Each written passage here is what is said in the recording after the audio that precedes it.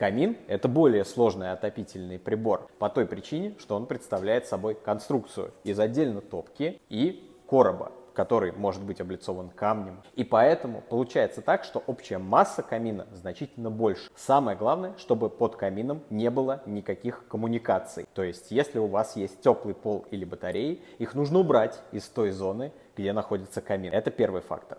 Второй фактор. Если ваш дом обладает ограниченной несущей способностью, полы вашего дома, то, соответственно, в том месте, где будет установлен камин, нужно усилить фундамент в зависимости от массы вашего камина, ожидаемой массы.